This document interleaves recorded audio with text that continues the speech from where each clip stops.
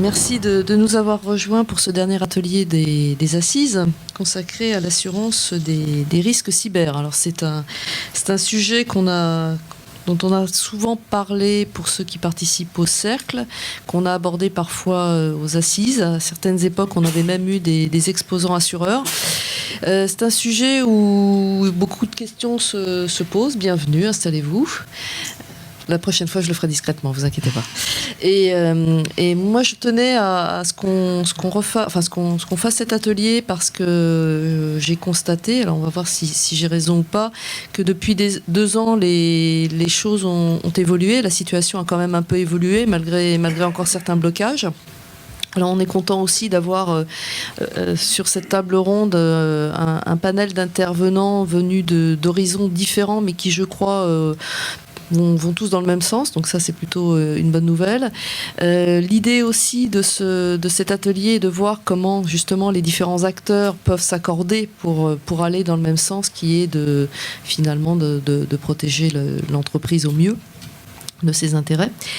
Donc maintenant j'ai fini de parler, je vais m'arrêter, puis je vais demander à chacun de se présenter rapidement, parce que vous vous connaissez bien, donc c'est mieux que ce soit vous qui vous présentiez. Nadine. Bonjour, Nadine Delouche, je suis Risk Manager au GIE informatique de la retraite complémentaire Agir Carco. Et à ce titre, je couvre l'ensemble des problématiques dispositifs de maîtrise des risques, dispositifs de contrôle interne, audit interne, RPCA, assurance. Et je suis membre de l'AMRAE. Donc, je représente aussi l'AMRAE aujourd'hui. Donc, l'AMRAE étant l'association des risques managers, pour ceux qui ne le savent pas. Et Nadine, vous devez rajouter que vous êtes une ancienne RSSI. Effectivement. Donc, vous connaissez bien la maison. Bien la maison. Donc bon, bonjour à tous, m'excuse déjà de ma voix là, c'est pas dû à un ténor de fin de soirée la nuit dernière, c'est juste une extinction de voix. Donc je suis responsable du pôle sécurité au niveau d'un groupe de protection sociale qui s'appelle Humanis. Accessoirement, je suis aussi un vieux RSSI, mais encore en activité pour le coup et qui s'est pas encore converti.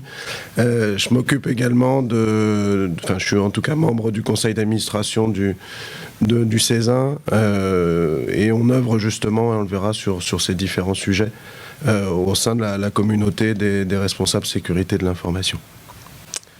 Merci. On va commencer. Jean-Marc. Bonjour, donc Jean-Marc Rémy, donc vice-président du CLUSIF, et je représente l'association. Bon, j'ai un métier en dehors de mon travail bénévole au CLUSIF. Je suis conseiller en SSI auprès de grandes entreprises et de taille moyenne aussi. Hein, faut pas les oublier. C'est un enjeu majeur pour notre pays de s'en préoccuper. Et donc, j'évoquerai avec vous et je partagerai avec vous et puis les autres intervenants la problématique de cette notion de cyberassurance et puis de ces notions de cyber et comment ça se protège. On est plutôt en amont de l'incident au CLUSIF qu'en aval avec cette prise en compte dans l'assurance, mais on verra comment les deux s'articulent. Merci. Bonjour, Laure Zicry. Donc je travaille pour Gras Savoie, qui est un courtier en assurance, les intermédiaires entre les compagnies d'assurance et les clients. Et donc je suis en charge du placement de contrats d'assurance cyber, notamment pour les grandes institutions financières ou pour les sociétés commerciales, grands comptes ou ETI. Merci. Alors, comme je disais, je suis très contente qu'on ait Nadine et Laure, bon, les deux garçons aussi, mais ce sont des vieux routiers des assises, parce que justement, entre l'AMRAE et un courtier qui va nous présenter aussi sa vision du marché, je trouve que c'est vraiment très pertinent. Alors, Jean-Marc, tu as proposé d'essayer de cerner un peu cette notion de cyber, parce que quand on parle d'assurance des risques cyber, c'est très vague, c'est très large. Alors peut-être qu'avant de savoir il faut savoir ce qu'on va assurer avant d'assurer. Oui, c'est intéressant parce que d'ailleurs je suis très content et je remercie l'organisation des assises d'avoir invité le CLUSIF à cette table ronde, parce que juste pour faire un tout petit peu d'histoire, le CLUSIF a plus de 30 ans d'existence et on est né justement de la volonté des assureurs de l'époque, des années 80, de comprendre un peu quels étaient les impacts de la sinistralité dans l'entreprise sur la sinistralité sur l'outil informatique, sur ses capacités à l'entreprise de survivre, au-delà du fait qu'il faille refinancer financer l'acquisition d'un nouvel ordinateur ou d'un nouveau parc informatique, de comprendre quelle était la valorisation de l'outil informatique dans la chaîne de valeur de l'ensemble de l'entreprise. Donc on a longtemps œuvré au CLUSIF sur les problématiques de sinistralité informatique. Vous connaissez notre panorama qui date de 2001 ou 2002, donc maintenant qui est un vieux routier, un événement toujours très attendu. Et ce panorama, en fait, il a tout doucement glissé vers il a abandonné la sinistralité pour commencer à parler de plus en plus de cybercriminalité. Alors c'est vrai que le terme cyber... Bon, c'est vrai que c'est un terme qui est un peu à la mode, c'est un buzzword, ça fait venir du monde dans les conférences et dans les événements comme ceux qu'on vit aujourd'hui. Mais au-delà de ça, en fait, ce qui nous intéresse, nous, aujourd'hui, au CLUSIF, et puis dans l'ensemble du modèle économique et du tissu associatif qui s'intéresse à ces problématiques-là, c'est de comprendre un peu aujourd'hui l'impact qu'a le monde numérique, la digitalisation très forte de l'entreprise, et puis la non prise en compte d'un certain nombre de risques quand on ouvre ces systèmes d'information avec. On a vu l'arrivée d'Internet dans les années 90, on voit arriver maintenant majoritairement la mobilité, le cloud computing, etc. Et puis de plus en plus des systèmes qui deviennent de plus en plus critiques, qui s'ouvrent au réseau d'entreprise et qui, dans le cadre du risque cyber et pour l'ultime opération de gestion du risque qui est son externalisation vers un assureur qui va accepter ce risque-là ou pas. Alors du coup, on verra les modalités d'acceptation ou de transfert de risque entre l'assuré et son assureur. On voit qu'aujourd'hui, moi, la question en tant que CLUSIF, et c'est la question qu'on a dans le cadre d'un groupe de travail autour de la cyberassurance, c'est de comprendre comment aujourd'hui on est capable d'identifier le risque. Je vous rappelle, le CLUSIF, c'est MEARI, et avant c'était déjà Marion, donc des méthodes qui permettent justement de comprendre ce risque, de comprendre les composantes, la menace, la vulnérabilité. Et puis au-delà de ça, on essaie aujourd'hui de comprendre de plus en plus quelles sont les conséquences du risque. Les risques qu'on évoquait auparavant, la sinistralité, c'est effectivement un impact plus ou moins fort sur l'entreprise et ses capacités de continuer son activité. Aujourd'hui, on voit des éléments qui sont intéressants dans le monde du cyber. Je vais prendre juste un exemple qui va illustrer mon propos. C'est aujourd'hui, on aurait pu inviter l'assureur des centrales nucléaires iraniennes pour savoir ce qu'il pense des conséquences de Stuxnet, en dehors de tout ce qu'on peut imaginer derrière. Je suis sûr qu'il serait venu avec plaisir. J'aurais bien aimé l'entendre parler parce que, vous voyez, quand on parle d'un risque cyber aujourd'hui, on parle de la protection des infrastructures critiques nationales, pour utiliser un terme qui est un peu différent de celui que vous entendez. C'est une vraie préoccupation pour tous les États. La France en particulier, vous en entendez parler à travers les réglementations de certaines lois, mais c'est un véritable enjeu de sécurité nationale, et puis avant ça, pour les entreprises d'abord, de bien comprendre quel est l'impact de l'informatisation générale à outrance de l'entreprise, et puis de l'ouverture de tous ces systèmes sur des réseaux qui sont aujourd'hui considérés comme étant hostiles, y compris le réseau d'entreprise. Dans le bout de cas de figure, c'est pour ça que c'est un réseau qui devient, il n'est pas rouge, il n'est pas vert, il a une couleur un petit peu intermédiaire. Et on voit que le risque cyber, il est là en fait. Il est l'idée qu'un partenaire, qu'un intrus, qu'il soit physique ou logique, Stuxnet c'est un intrus a priori plus physique que logique, va opérer, donc cette fameuse menace. Et puis la vulnérabilité, c'est le manque de compréhension de l'environnement dans lequel on travaille. Et puis les conséquences du risque. Bon, j'évoque le Stuxnet sur le ton de peut-être un peu de l'humour, mais je suis plus sérieux en évoquant l'idée que demain, comment un assureur va pouvoir être en capacité d'accompagner l'externalisation du risque d'un opérateur d'importance vitale, pour reprendre le terme cette fois-ci que vous connaissez bien, et jusqu'où on va être capable d'aller dans cette prise en compte de cette menace qui est aujourd'hui relativement diffuse. On a du mal à mettre un visage sur cette menace. Et c'est ce que devient le monde du cyber. Avant, pour nous, la sinistralité informatique, c'était assez facile, c'était l'incendie, le dégâts des eaux. Aujourd'hui, on voit bien que c'est autre chose. C'est le pirate qu'on a du mal à cerner, c'est l'État, c'est des environnements assez diffus. Et voilà, pour moi, le cyber, c'est un peu ce monde, c'est un peu ce qu'est devenu aujourd'hui le monde dans lequel nous opérons. Et ça pose une vraie question à l'ensemble de nos RSSI. On voit qu'ils réfléchissent beaucoup à cette question-là. Et quelle est l'étape d'après leurs travaux de sécurisation technique d'un système d'information, d'un système informatique, d'une information en particulier, et comment l'assureur peut les accompagner dans cette dynamique-là. Je suis autant que vous friand des réponses qui nous seront apportées cet après-midi. Je ne sais pas, Jean-Marc, si on va pouvoir, s'ils vont pouvoir répondre à toutes tes questions. On a vu qu'elles étaient nombreuses et peut-être assez vastes. Dans un premier temps, je vais demander alors peut-être On essaiera aussi de comprendre, comme tu le souhaitais, de comprendre le périmètre que peuvent recouvrir ces assurances du risque cyber. Alors, je voudrais voir avec vous aussi pourquoi on parle de plus en plus d'assurance de ces risques cyber. Est-ce que ce n'est qu'un effet marketing? Est-ce que vous avez besoin de trouver des marchés en croissance? Donc, vous êtes, vous, les courtiers, les assureurs, vous êtes dit super, il y a un marché là, on va y aller, on va faire des offres. Ou est-ce qu'il y a quand même quelque chose derrière? Je suis un petit peu provocatrice. Alors, comme pour certains risques, comme vous le savez, souvent, ça vient d'outre-Atlantique. Et puis, une fois que le marché est plutôt mature, ensuite, il y a une volonté de duplication sur d'autres marchés d'assurance qui sont importants dans le monde. Ce sont donc les risques cyber viennent plutôt des assureurs américains, où le marché est beaucoup plus mature là-bas. Il y a une législation dans certains États, pas dans tous, qui oblige... La Californie, je crois, ça a commencé. Oui, notamment, mais il y en a beaucoup. En fait, il faut vraiment bien vérifier dans chaque État si vous avez des expositions américaines. Dans chaque État, où il y a des obligations de notification, notamment. Alors, dans certains États, ça touche uniquement les données de santé. Et puis, dans d'autres, ça peut toucher aussi les données à caractère personnel ou les données bancaires. On a bien la scission aux États-Unis entre les données à caractère personnel hors bancaire, les données PCI, les données bancaires, et puis les PHI, les données de santé. Donc voilà, dans certains États, il y a des obligations, dans d'autres, il n'y en a pas. Et je sais qu'il y a un projet qui est soutenu par Barack Obama d'essayer d'harmoniser tout ça pour qu'il y ait une obligation aux États-Unis, quel que soit l'État dans lequel l'attaque a lieu. Donc ces assurances viennent de ces assureurs plutôt anglo-saxons qui ont un historique là-bas qui date à peu près d'une dizaine d'années, et justement fort d'une réglementation qui contraint les entreprises à notifier à chaque individu dont les données auront été compromises sous peine de sanctions. Et souvent, ces sanctions font suite à de grosses attaques. On a eu les cas Target, on a eu le cas eBay, on a eu Home Depot, on a eu vraiment de gros sinistres où les assureurs derrière ont indemnisé sur la totalité des engagements qui avaient été pris. Avec des montants, je crois, vous m'aviez dit 90 millions pour Sony, alors 100 millions pour Target, c'est ça, Sony, 100 millions de dollars. Voilà. Sony s'était assuré entre la première attaque de 2011 et l'attaque de Sony Pictures qui a eu lieu l'année dernière.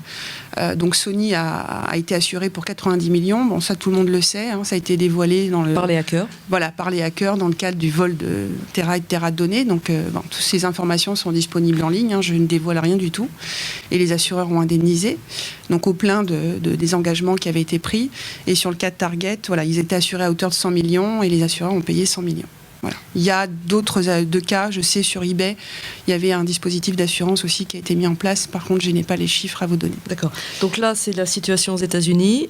On revient en Europe avec un calendrier qui on attend ce règlement. Ça fait très longtemps. Et là, a priori, peut-être rappeler en 2 mots ce qu'est ce règlement et son calendrier, son agenda. Donc on a un règlement européen, donc comme vous le savez, qui est différent d'une directive. Il n'y aura pas de problématique d'implémentation avec des lois nationales qui peuvent être différentes. Tous les États membres seront soumis à cette même législation. Donc il y a eu le trilogue qui s'est réuni cet été. Et il y a une position commune qui a été adoptée. Donc il y a un vote final qui devrait intervenir d'ici à la fin de l'année pour un vote normalement 1er janvier 2016. Il y a toujours ce délai de 2 ans dans tous les cas pour l'entrée en vigueur et l'application de ce règlement qui donc normalement devrait intervenir pour le 1er janvier 2018, qui obligera toutes les entreprises, quel que soit leur secteur d'activité, leur chiffre d'affaires, à notifier à chaque individu la violation de la confidentialité des données, avec un pouvoir de sanction de la CNIL qui va être grandement renforcé, puisqu'il pourra aller jusqu'à 2% du chiffre d'affaires monde de l'entreprise, et avec des moyennes qui peuvent aller jusqu'à aussi 100 millions. Des condamnations, amendes civiles, personnes publiques, personnes morales, et personnes physiques, c'est-à-dire les dirigeants. Voilà. Donc, alors, avec des montants très importants, mais chez Grâce à Voix, on n'assure pas uniquement les frais de notification. Vous avez des couvertures, le risque cyber. Alors peut-être pas nous dire tout ce que vous avez dans le catalogue, mais aujourd'hui, vos clients. D'abord, est-ce que vous avez beaucoup de clients qui s'assurent en risque cyber? Est-ce qu'il y a une croissance du chiffre d'affaires, je ne sais pas, de 20, 30, 40% par an, là, depuis quelques années? Peut-être nous donner aussi un peu les proportions. Qu'est-ce que vous demandent essentiellement les clients? Est-ce qu'ils ont déjà intégré cette notion de frais de notification, ou est-ce que ce sont d'autres risques? Après, on rentrera un peu dans les détails de ce que font Nadine et Eric. Alors effectivement, on a plutôt des croissances, même je dirais plutôt à 3 chiffres, parce qu'on a démarré de rien et qu'il y a aujourd'hui très peu de clients qui sont assurés. Donc forcément, quand on part de pas grand-chose, les pourcentages de croissance du portefeuille sont des chiffres qui sont un peu impressionnants, mais quand on ne démarre pas grand-chose, ça peut être impressionnant. Donc on a dépassé les 10 doigts de la main, donc on est très fiers. C'est des contrats qui sont quand même assez difficiles à placer. Les 3 volets classiques des contrats cyber que nous plaçons, il y a un volet assistance, vraiment une assistance de la société lorsque l'événement survient, afin de l'assister dans du forensique, dans des frais d'avocat. Il y a tout un aspect législatif, on l'a décrit pour le règlement européen, il y a le paquet télécom pour les FAI, et puis il y a la loi de programmation militaire pour ceux qui sont IV. Enfin, en tout cas, il y a des grandes contraintes réglementaires. Plus pour les institutions financières, il y a déjà beaucoup de réglementations. Il y a des frais de reconstitution des données, etc. Ensuite, il y a un volet dommages, donc vraiment les pertes d'exploitation que vous allez subir quand tout sera, entre guillemets, résolu. Mais il n'empêche que vous allez pouvoir avoir une perte de chiffre d'affaires, une perte de marge brute, ou en tout cas engager des frais supplémentaires d'exploitation. Et puis, il y a un volet responsabilité civile.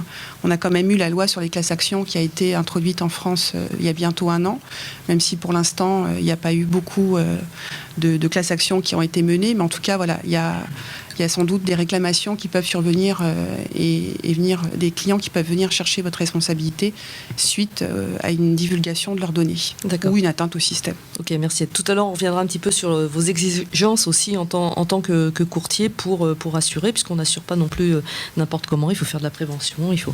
Alors, Nadine, vous avez chez vous une assurance.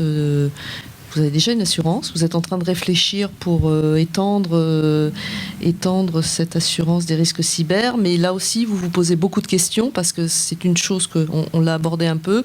Dans l'assurance des risques cyber, c'est assez vaste, on retrouve de l'ARC, on retrouve, il y a peut-être un peu de surcouverture, ce qu'on appelle de l'overlap parfois. Oui, tout à fait. Comment on fait un peu le tri Pour nous, c'est l'essentiel du sujet, ce d'autant que notre métier, c'est l'informatique.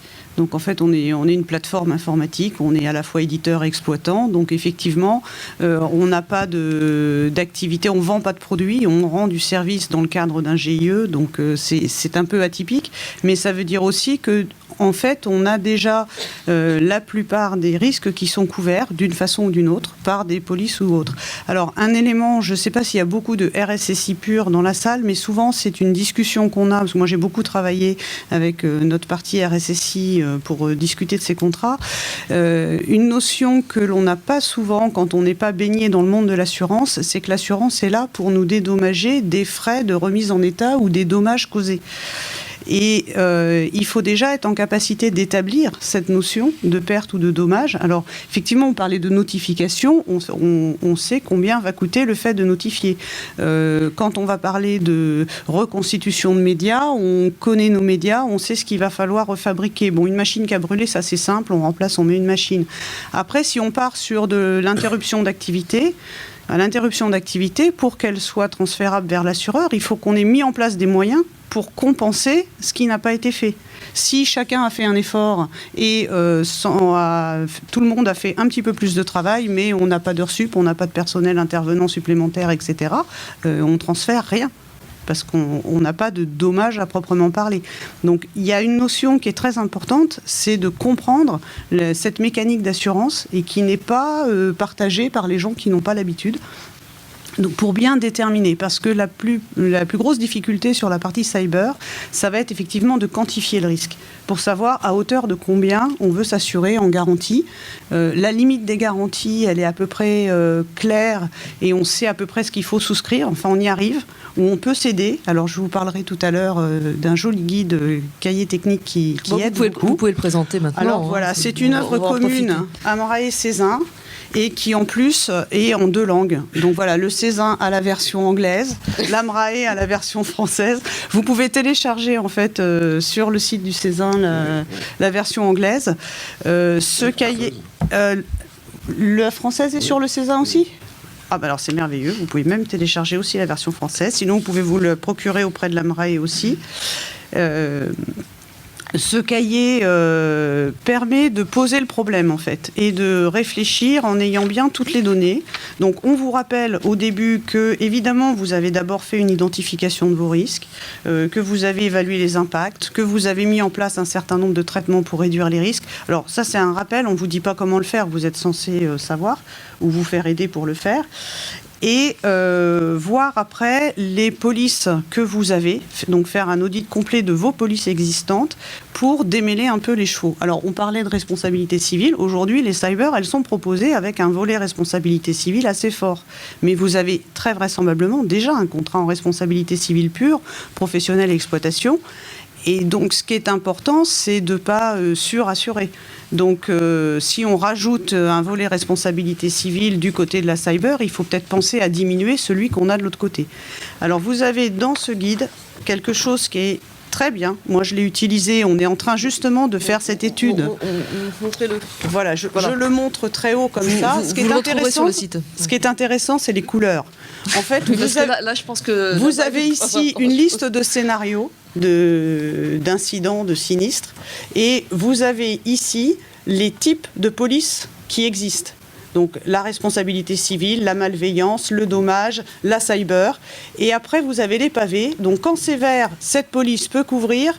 Et quoi ? Et quand c'est rouge, ça ne se couvre pas par ce type de police.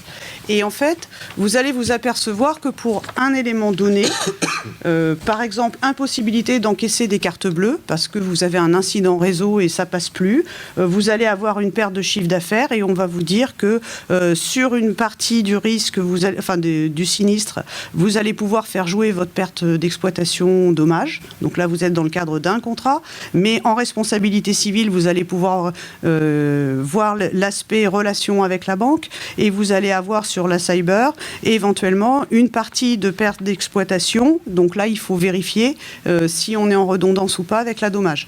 Et donc, vous allez pouvoir passer au crible vos contrats existants, voir où sont les trous, éviter de payer 2 fois pour la même chose et identifier les endroits où vous n'avez rien.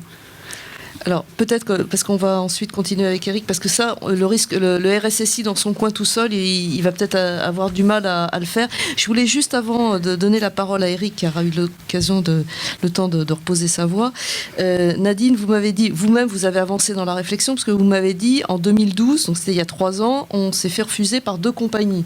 Donc, entre-temps, vous avez mûri aussi dans votre réflexion, dans l'offre. Alors, ce qu'il faut savoir, c'est qu'en 2012, les polices purement cyber étaient très émergentes. Donc, il y avait des tout risques informatiques, ça, on trouvait facilement. J'avais bien du mal à me faire expliquer quel était l'avantage de la cyber par rapport à la tout risque informatique. Alors, effectivement, ça vient de la partie anglo-saxonne, puisque les premiers volets qui ont été rajoutés, c'était couvrir les frais de notification. Et ça, effectivement, c'était pas couvert ailleurs. Donc, c'était un complément.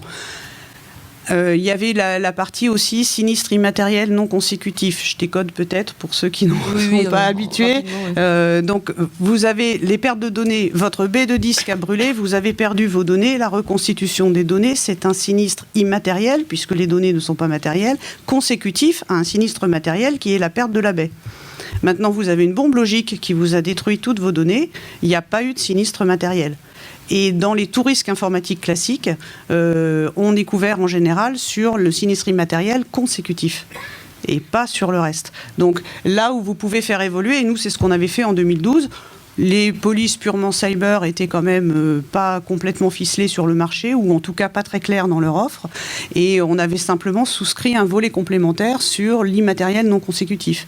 Alors petit à petit, là Laure pourrait peut-être éventuellement compléter, mais il y a eu beaucoup de contrats comme ça qui sont passés d'un tout risque à une cyber par ajout en fait. On rajoute un complément de garantie sur la notification, on rajoute un complément de garantie sur le non consécutif, et petit à petit, on va arriver vers du cyber. D'accord. Alors, on va continuer parce que c'est vrai que l'heure tourne et il y a beaucoup de choses à dire. Eric, je voudrais que tu nous présentes, parce que là, on est aussi sur un cas concret. Donc, vous avez souscrit une assurance cyber il y a à peu près 1 an, c'est ça ? Oui. Et que tu nous expliques un petit peu le processus, parce que ce que nous a dit Nadine est très intéressant, mais je le répète, je ne suis pas sûre que le RSSI tout seul, enfin, je suis pas sûre, je suis même sûre que le RSSI tout seul, parce que ça associe quand même des notions juridiques, le RSSI, il a déjà beaucoup de choses à faire. Il n'est peut-être pas docteur en droit. Donc, En fait, ce qui est très important, surtout, c'est d'avoir un tour de table. Parce que le risk manager, il ne s'en sort pas tout seul non plus. Donc, ce qu'il faut surtout, c'est de se mettre à plusieurs autour de la table. Et c'est pour ça que je voudrais qu'Eric, que tu nous racontes comment ça s'est passé chez Humanis. Oui, alors ça s'est passé déjà sur une dimension qui était venue de nos équipes juridiques. En fait, c'est venu d'une demande de la direction financière qui a estimé en fait l'importance d'assurer tout ce qui était lié aux nouvelles menaces, nouveaux impacts sur le système d'information. Donc déjà, il y a une prise de conscience. Après, ça a été dit, et je tiens à y revenir, c'est le fait qu'on a un travail ensemble à faire. Les tierces parties, en tout cas les parties prenantes, sont nombreuses. On a les directions juridiques, on a souvent des conseils particuliers, que ce soit sous forme d'avocats ou différentes formes. On a les fonctions métiers aussi, elles sont très importantes, parce que comme on l'a dit, hein, les contrats sur ces nouvelles menaces qu'on appelle cyber sont en effet multiples. Ils vont de la réassurance uniquement de la partie asset, donc des actifs, jusqu'à la perte d'informations, mais aussi de l'accompagnement juridique qui peut être fait dans certains contextes d'opérations très spécifiques. Donc tout ça, en fait, ces contrats sont souvent composites.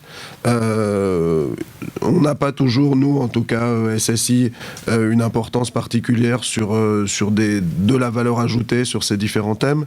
Mais ce qu'on peut apporter, c'est aussi l'évaluation qui peut être faite. Et aujourd'hui, le travail qui a été fait entre le courtier et les différents réassureurs, il a bien porté sur une réalité de l'existant par rapport à ce qui était déployé dans l'entreprise. Ça veut dire des alignements par rapport à des normes quand les normes existent, elles sont applicables. C'est aussi un certain nombre de critères et de métriques, ça c'est très important. Et les assureurs, bien sûr, ils sont sensibles. Quand vous venez avec un dashboard et vous êtes capable de justifier en tout cas un certain nombre de points de mesure, ça va rentrer bien sûr dans la balance de cette évaluation des risques.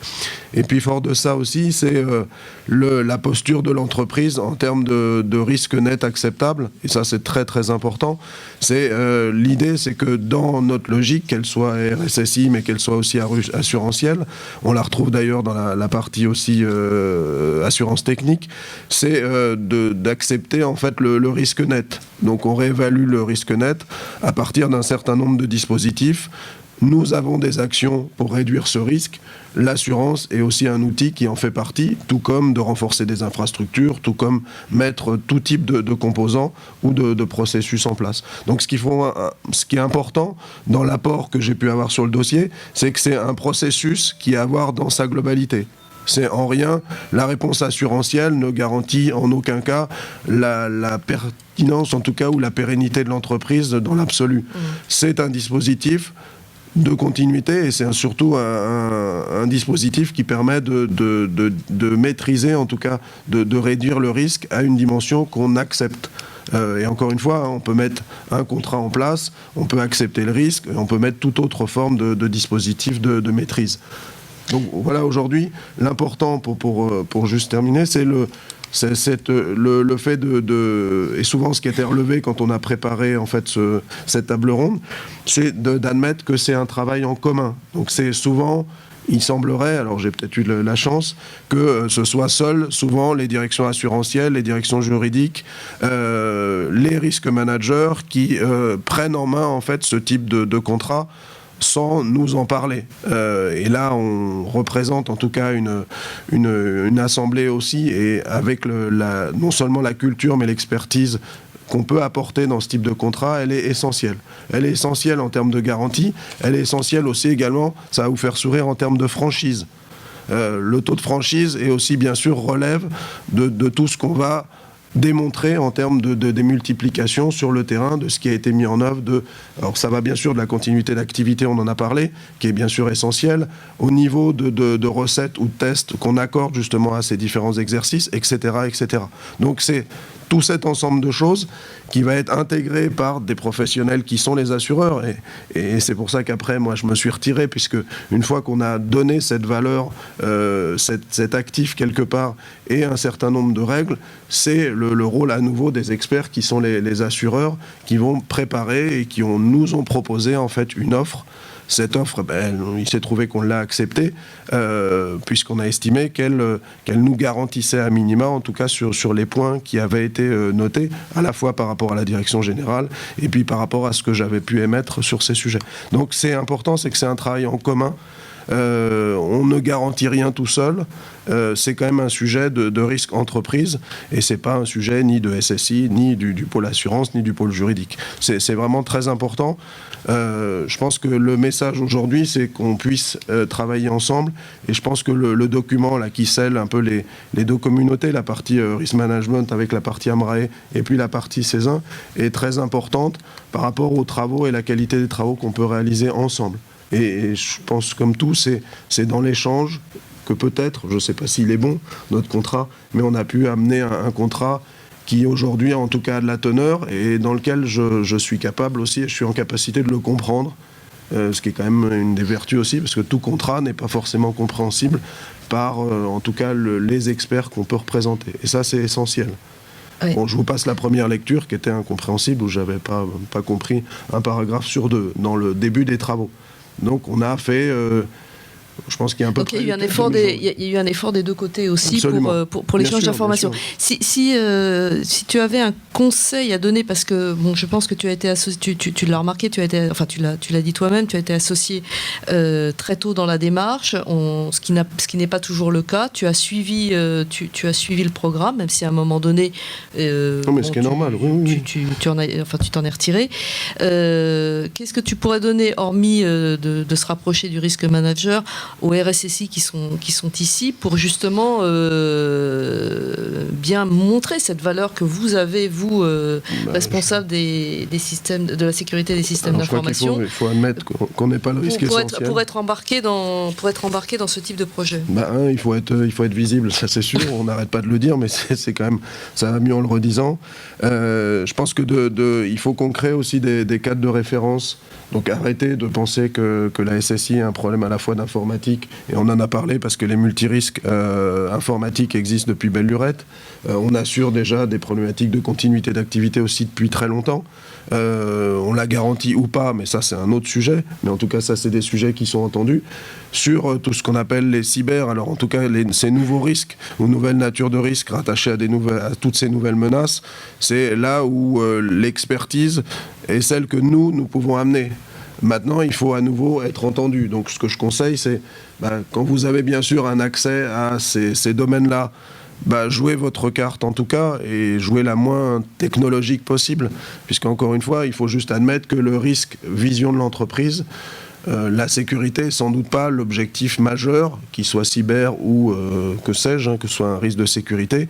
Donc il faut bien comprendre les enjeux, et ce qu'on évoquait dans la préparation, c'est qu'il n'y a pas non plus de benchmark universel. Chaque secteur d'activité a ses contraintes. Bien sûr. Tout à fait. Et du coup, une pondération de risque qui est fonction de ces différents secteurs. Merci. Jean-Marc, peut-être justement par rapport aux problématiques dont vous discutez dans le groupe de travail du CLUSIF, sur est-ce que ça, justement, ce problème de collaboration entre les différents acteurs, cette présence du RSSI, du risque manager, des directeurs juridiques, tout ça, ce sont des choses qui ressortent aussi, et puis l'importance ensuite après dans la façon de préparer finalement un appel d'offres qui va suivre peut-être une souscription. Oui, oui, forcément, la question se pose pour le RSSI aujourd'hui, comme le précisait Eric, de savoir comment il se projette aujourd'hui dans cette logique de l'accomplissement de la mise en œuvre de sa sécurité avec l'externalisation du risque à travers l'assureur. Déjà, des choses, enfin, moi, que je participe à ce groupe et j'entends les choses, c'est des fois un manque de compréhension aussi d'un point de vue dialogue et de sémantique entre des environnements qui sont pas forcément aujourd'hui les mêmes, où on n'appelle pas forcément un contrat d'assurance chez un RSSI ou chez un risque manager, c'est pas forcément la même vision des choses.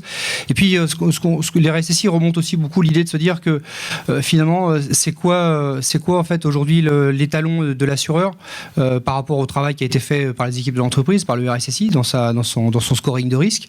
Qu'est-ce que l'assureur va attendre? Qu'est-ce que l'assureur va être en capacité de lui imposer un référentiel? Alors, quand on a des réglementations qui arrivent, comme vous l'évoquiez, ou qui existent déjà, je dirais le travail est assez facile à faire.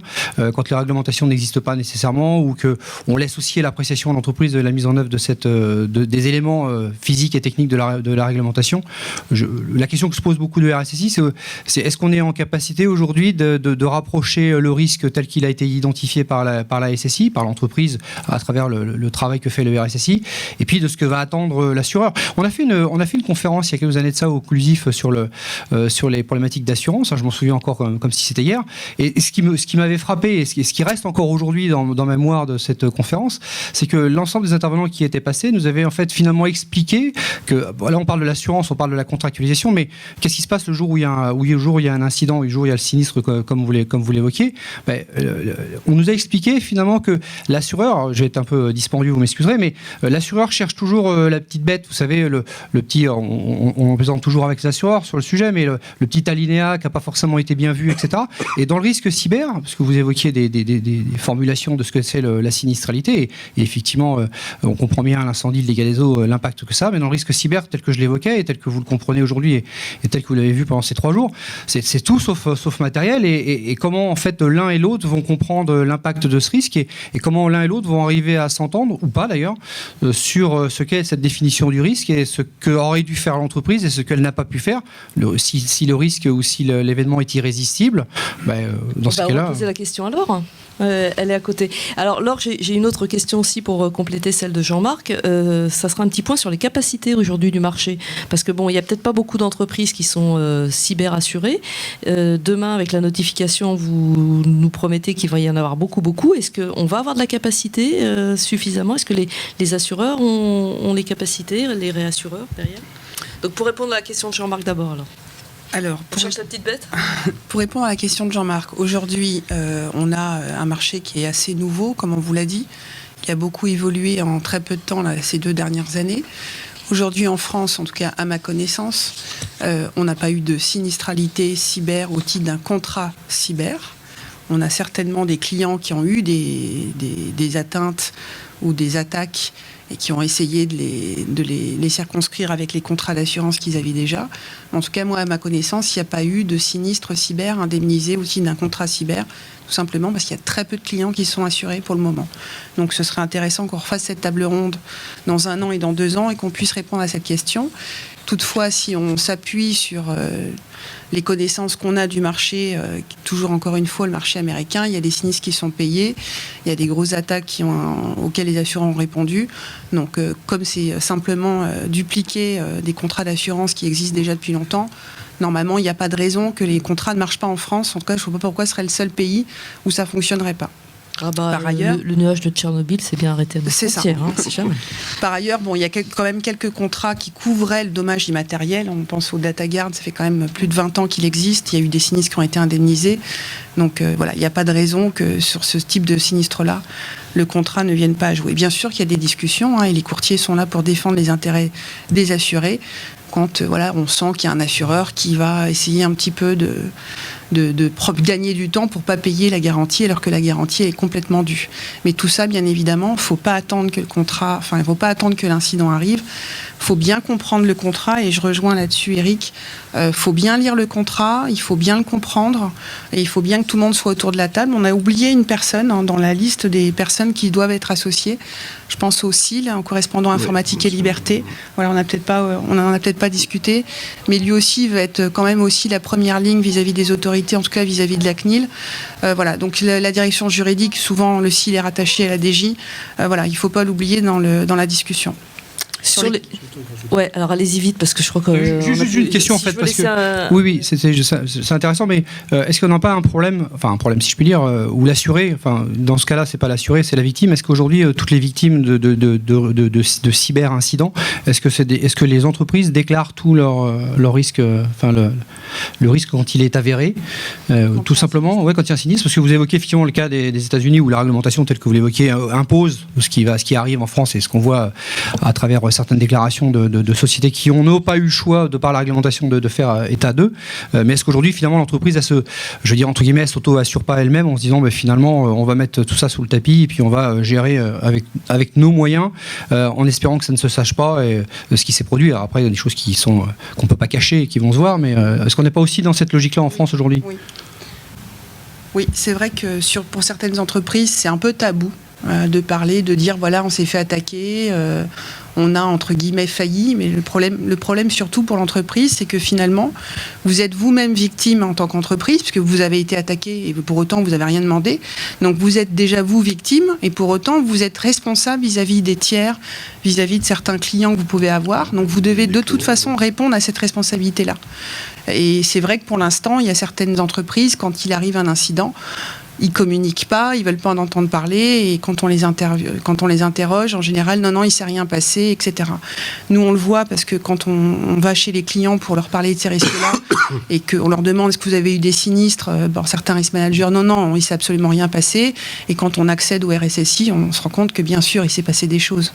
Comme dans toute entreprise, dans tous les cas, c'est plutôt rare d'ailleurs, où on trouve ça bizarre quand quelqu'un nous dit non, nous, il s'est rien passé, tout va bien. Un petit mot sur les capacités. Ouais. Parce que... Donc sur les capacités, on a aujourd'hui, nous on distingue, je vais être très honnête avec vous, on distingue la capacité théorique, donc celle qui est facialement annoncée d'un point de vue marketing par les assureurs, de la capacité réelle, c'est-à-dire celle qui est vraiment mise sur la table quand on souscrit un contrat avec un client ou quand on demande des cotations. Donc sur la capacité théorique, on a un peu plus de 500 millions d'euros de capacité qui est annoncée d'un point de vue marketing par les assureurs. Dans la vraie vie, il y a à peu près 150 millions. Voilà, on a déjà placé des contrats à 150 millions. Et là, je vous parle uniquement du marché français, c'est-à-dire des contrats écrits en français, soumis au droit français et avec la réglementation, en tout cas conforme aux droits des assurances, avec les spécificités, notamment de la loi de sécurité financière de 2003, qui impose des choses particulières en France. Après, il y a le marché anglais, les syndicats du Lloyd's qui offrent beaucoup de capacités, et puis il y a le marché américain, là, qui est énorme, puisque, encore une fois, ils sont plutôt matures sur ce sujet-là.